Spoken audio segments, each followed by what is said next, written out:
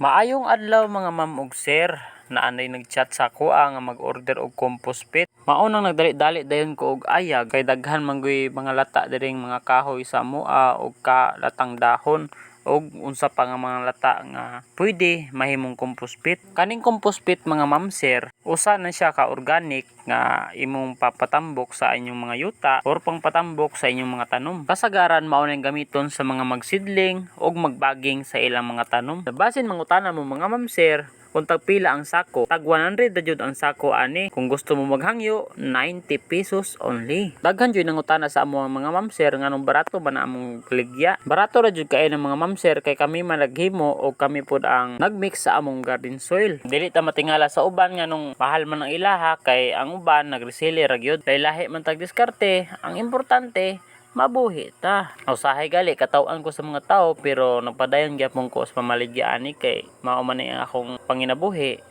Ug usap pa wala pud ta nangayo sa ilaha. Padayon na jud ta mga ma'am sir ug salamat dai sa mga nag-order sa kuano, perminti nga nag-order og mga suki. Salamat kayo sa inyong mga ma'am sir. Usap pod salamat kayo sa Ginoo kay tagaan pud tag kusog ba. Kay dili man ali mag-mix, di man ali magkuha og pang-mix pero tagaan gyapon tag kusog og pagbiyahe, pag-deliver. Salamat gyapon sa protection. Mao lang sa nagtan-aw ani nga video. Kanunay jud ta magpasalamat sa Ginoo. Bisag sa ginagmay nga butang. Tuod sa mga wala pa rin nakapalo sa ako, please follow me. May Facebook account Eugene Bistal Garpin. Og please share sa mismo nga video og comment na lang pod kung asa niabot akong video. Salamat and God bless us all.